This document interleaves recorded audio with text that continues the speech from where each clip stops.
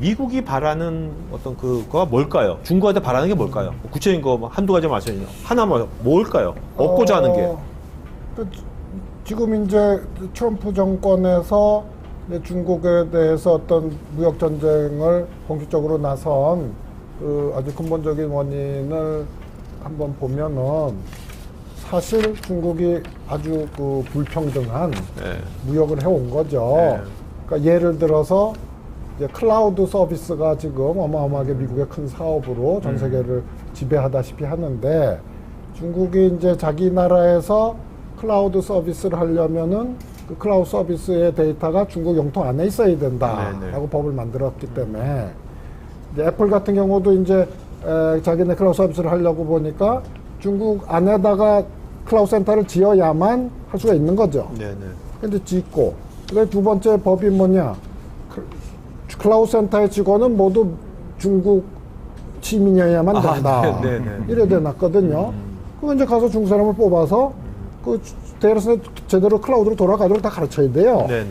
이제 그렇게 하는 거를 그냥 방관하고 있었는데 그런 식으로 중국이 기술 도입을 무역의 어떤 그 규제를 통해서 적극적으로 하면서 그걸 흡수해서 미국 기업을 따라붙고 추월하는데 놀란 거죠, 미국이. 내가 볼 때는. 그리고 그 정도 해도 시장이 워낙 크니까 거기서 이제 수출이 되고 하는 그 포지티브한 면하고 기술이 흘러들어가는 네거티브한 면에서 뭐 사람들이 기술을 가르쳐도 못 따라오면은 포지티브한 면만 있는데 이게 그랬더니 너무 빨리 따라오니까 알고 이제는 안 되겠다.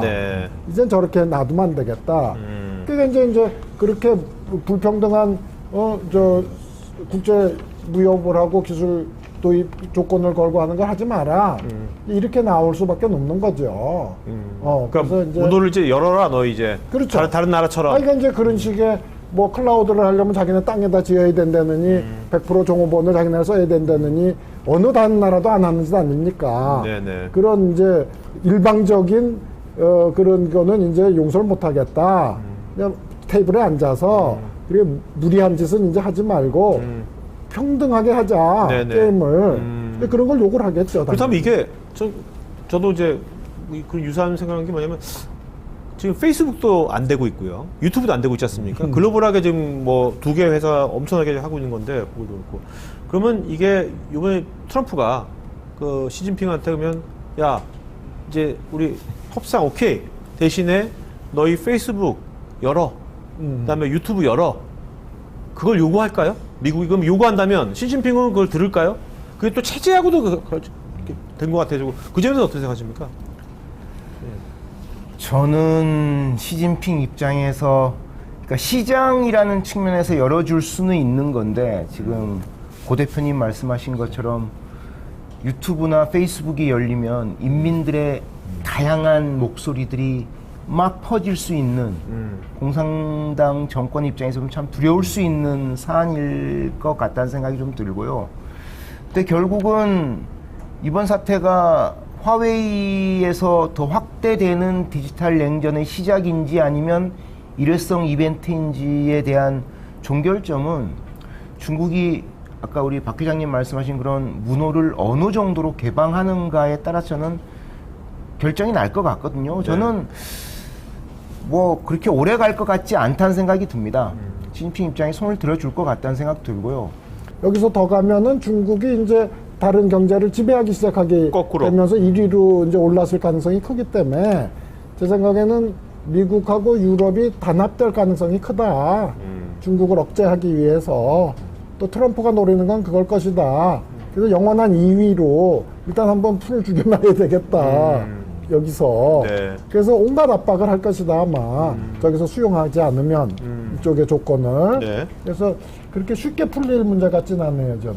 중국을 개방시킨 등소평 씨가 이제 돌아가실 때 유언으로 그 앞으로 50년간 미국이랑 절대로 미국이랑 짱 뜨지 마라.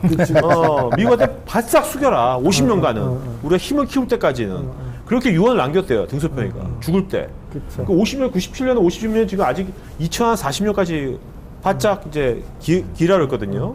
맞서지 말라는데 시진핑은 지금 작년 재작년부터 1대1로 해가지고 네? 굉장히 지금 이제 우리가 이제 굴기 해가지고 맞짱을 뜨고 있잖아요 지금요. 그래서 그렇죠. 중국 제조 2025에 따르면 3단계인 2035년에 세계 완벽한 톱 제조 네. 산업을 만들겠다는 거거든요. 그러면 등소평의 유언보다 훨씬 앞서서 그러니까요. 저는 우리가 10년 이상 앞서서 그래서 있다는 그럴 때 과연 이제 시진핑이 이제 이번에 이제 그 뭐 중국 13억 갖고 혼자 잘 살고 잘 먹고 잘 살고 그다음에 뭐 세계 1위가 될 수 있다면 뭐 미국이랑 계속 또 이렇게 서로 악화 갈 것 같지만 과연 이제 그렇게 할 것 같은지 그리고 중국이 그럴 힘이 있는 건지 네? 아무리 13억 인구가 있고 자치 시장이 있다 그러지만 요새 같은 디지털 경제 시대 때 그 유럽이나 미국의 어떤 새로운 신기술에 대한 그런 것이 다 없이 중국 혼자 자력갱생으로 뭐 그렇게 갈 수 있다고 보십니까, 박사님? 저는 지금은 시진핑이나 공산당 집권층 입장에서는 중국 굴기라는 관점에서 중국 인민들의 지금 애국주의 같은 열풍이 불거든요. 뭐 아이폰을 불태워버린다거나 네. 화웨이 폰을 더 사준다거나 이런 것들이 이걸 사실 좀 즐기는 것 같아요. 중국 인민들의 중화민족의 단합이라는 측면에서 중국 굴기 정신을 확대한다는 측면에서. 근데 결국은 오래 가기 힘들죠. 네. 그러니까 중국 굴기를 위해서 인민들의 국수주의적인 경향을 촉발하는 것은 즐기는 거지만 경제적 문제를 지금 어쨌든 미국과의 갈등을 해결 안 하면 또 힘든 사실 모순적인 상황인 거죠. 근데 결국은 지금 양자 간의 갈등 구조를 보면 미국이 이니셔티브를 쥐고 있고 이 미국의 이니셔티브는 우리 박 회장님 말씀처럼 유럽, 화웨이의 가장 큰 시장인 유럽이 미국으로 손을 잡는 순간 이거는 중국은 입장에서는 이제 뭐 혼자서만 산다는 건 불가능한 상황이 되는 거죠. 네, 네. 그 즈음에 좀 임박해서 뭔가 중국이 좀 바짝 엎드려서 협상에 응해줄 가능성이 있다는 생각이 들고요. 그 협상의 여러 가지 조건 중에 아까 구 대표님 말씀하신 것처럼 현재 중국에서 맡고 있는 미국의 각종 인터넷 디지털 서비스의 문호를 개방한다던가 여러 가지 뭐 불공정 거래에 저 관한 유튜브 개방되면 저 MTV 집 중국에 가서 촬수 있어요. 기업이 지금 기업장 우리나라 기업들이 굉장히 중국에 지금 많이 그 스테이크가 많이 걸려 있죠 지금요. 아 그렇죠. 네. 예. 제가 또 조사를 좀 해왔는데 일단은 뭐 화웨이 같은 경우는 이제 한국 부품을 대량 구매하는 엄청난 큰 손입니다. 지금 화웨이뿐만 아니고 그러니까 중국이 우리나라 이제 그 ICT 최대 수출국인데요. 우리 작년 같은 경우 우리나라 ICT 수출액이 한 2,200억 정도, 네. 2,200억 달러죠. 2,200억 달러. 예. 네, 네. 근데 이제 중국이 한 1,120억 정도를 차지합니다. 120조 정도를. 예, 20억, 그렇죠. 1,190억 달러 정도니까 50%가 넘습니다. 네네. ICT 쪽 수출액의 절반 이상이 중국이 담당을 하고 있는데 영향력이 엄청나다고 이제 볼 수가 있고요. 그 화웨이 같은 경우도 지금 아까 이제 서두에 말씀하셨다시피 이제 반도체, 디스플레이, 이제 카메라 모듈 등을 이제 국내에서 사가는데 그러니까 2017년도가 이제 56억 달러였대요. 근데 작년에 이제 화웨이가 그만큼 성장하면서 한 106억 달러로 한 2배 정도 성장을 한 겁니다. 엄청난 이제 성장 속도인 거를 이제 이 수치로 이제 확인할 수 있는 거죠. 그렇기 때문에 결국에는 화웨이든 어떤 이제 중국 기업체가 좀 이런 타격을 받게 되면 고스란히 영향들은 국내 부품업체들이 앉을 수밖에 없는 그런 상황이 되고 있는 겁니다. 자, 그러면 우리나라가 지금 이제 이게 뭐 오늘 이제 세 분양 토크 나누다 보니까 거시로 봤을 때 이게 미국이랑 중국이랑 악화일로 가서 이제 끝장보자 해가지고 완전히 갈라서지는 않을 것 같거든요. 중국이 못 버틸 것 같아가지고 어차피 그렇다면 어차피 어느 선에서 타협이 될 것 같고 타협이 된다면 어쨌든 간에 그 지금 현재 중국의 현재 어떤 그 무역 관행이라든지 어떤 여러 가지 장벽 규제 같은 거 눈에 보지 않는 규제들은 훨씬 더 개선될 거니까 우리한테 좋은 것 같은데 문제는 이제 그 되기 전까지 서로 그냥 서로 같이 뭐 그런 거 있지 않습니까? 쇼맨십도 하고 그냥 부딪히고 그럴 때 우리나라가 굉장히 좀 스탠스가 되게 중요할 것 같은데 저는 네. 그 점에서는 기업들의 현명한 대처도 물론 중요하겠지만 네. 정말 중요한 게 현 정부의 역할이 정말 중요하다고 생각합니다. 예를 들면 그런 농담 있잖아요. 우리 입장에서는 사드 사건 때 우리가 당했던 롯데 철수하고 중국 관광객 다 뭐 올스톱 되면서 우리가 입은 피해들을 생각하니까 중국한테 또 잘못 보이면 안 되겠다는 이런 학습 효과들이 있는데 이걸 예를 들면 개별 기업이 알아서 하라 그러면 사실 답이 없거든요. 네. 그래서 저는 정부 입장에서 이거는 트럼프하고 시진핑의 싸움이다. 우리는 모른다. 서로 합리적으로 해결해라. 중국이 우리 부품을 수입해 가가지고 중국 내수 시장이나 유럽에 파는 물건을 만드는 그런 생산 프로세스에 우리가 도움을 준 일은 우린 계속 도와줄 거다. 예를 들면 정부가 이런 부분에 대한 입장을 분명히 밝히는 게 중요하죠. 현재까지는 여러 자료를 보면 뭐 우리 외교 당국에 미국에서 중국 제재에 동참해달라는 요청은 없었다고 합니다. 아예 그런 요청이 못 들어오게 먼저 선수를 박는 게 필요한 거죠. 네. 정부라면은. 예.